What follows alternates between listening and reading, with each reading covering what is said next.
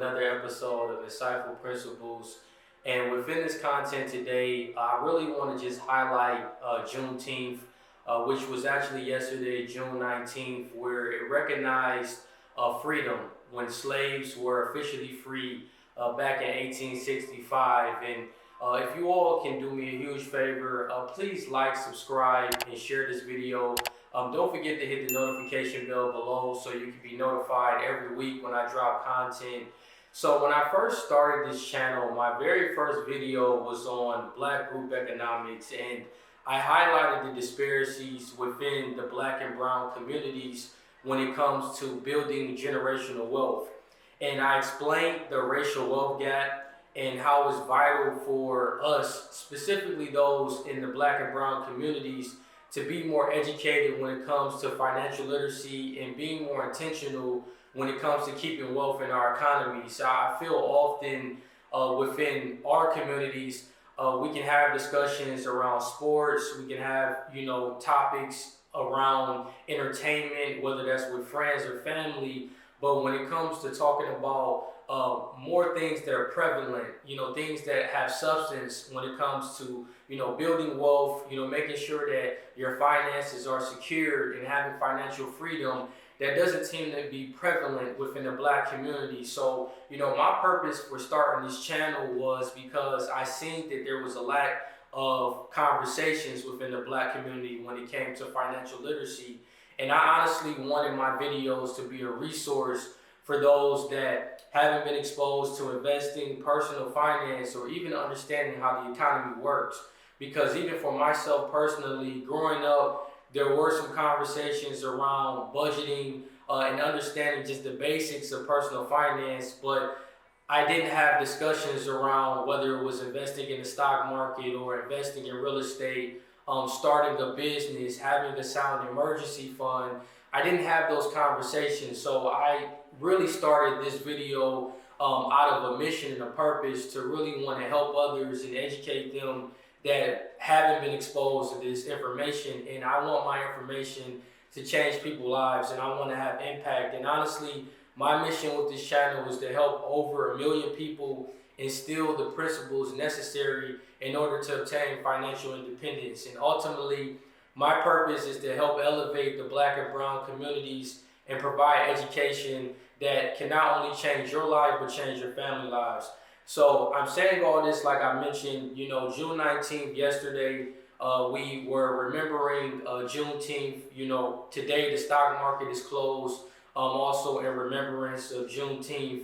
And this was a time where, slaves became free in 1865. Now, it was actually on January 1st of 1863 when President Abraham Lincoln issued the Emancipation Proclamation that declared blacks being held as slaves would be free.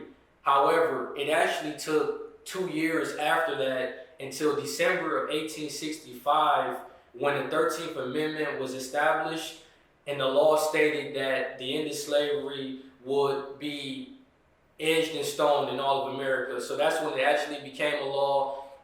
All of slavery was abolished in America, because back in 1863, even though President Lincoln created that proclamation, there were still states that were still doing slavery, especially in the states like the Jim Crow states that really had a lot of the Jim Crow laws. When you think about Kentucky, you think about Texas, you think about Florida, Alabama, Georgia, a lot of those states still were having slaves. So it was, very sad when I read that, when I actually seen that it actually took 2 years for it actually to become a law, when it said all of slavery in all of America was going to be abolished. So, we certainly have came a long way, but we have so much more to go. And a great research paper that I would encourage everyone to read, especially for those that don't really understand the disparities that we have when it comes to our wealth gap in the Black and brown communities. It's a research paper called The Wealth of Two Nations, the U.S. Racial Wealth Gap from 1860 to 2020.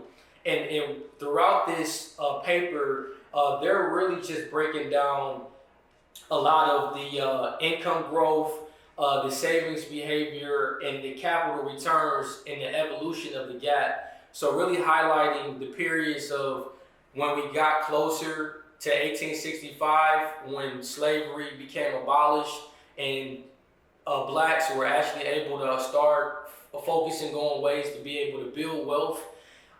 They really highlight that, and then they also really broke down, even up to currently within the last 2 years of 2020, how the changes have really been significant when it comes to the racial wealth gap. And one thing that really stands out also that they mentioned in a research paper is that they have observed that there was a convergence of even a slower path over the last 150 years, with the convergence stalling after 1950.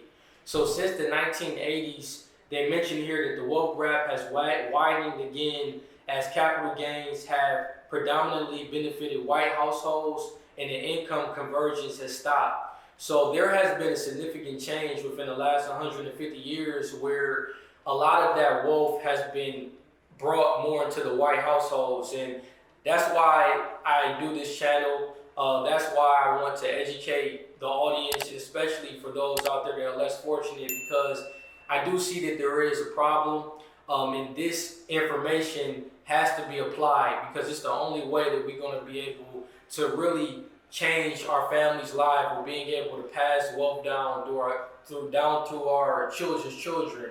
Now, there was also some important stats that they brought out in a research paper, and I'm actually going to do another video where I go more in depth into the research paper, and I'm going to break down some of the charts that they have within the paper. But just some of the points that I noticed that I wanted to share with you all is that they explained that the white to black per capita wealth ratio is 6-to-1.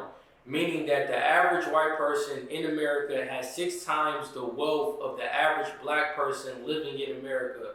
That's equivalent to the average black person holding only 17 cents for every white dollar of wealth. So I thought that was, really eye-opening when you think about it's 6-to-1 currently now, and they even broke down back in 1860, the ratio was 56-to-1.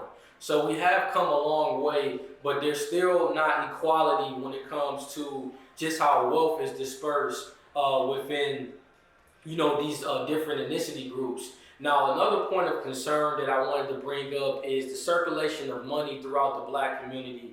It's much lesser when you compare it to other communities, and the reason why this is important is because the higher the circulation of dollars is in community, the greater the economic stability and also the greater the economic growth.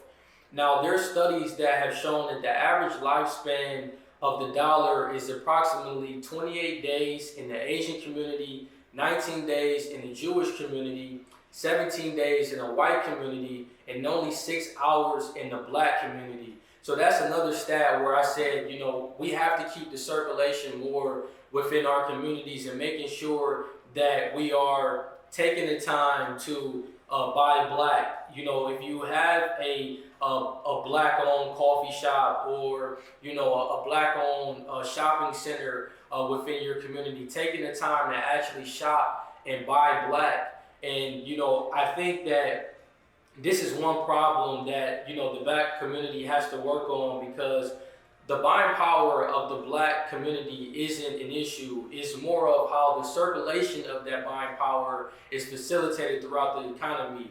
Our buying power is actually $1.6 trillion, yet the circulation of the dollar in our community only lasts 6 hours.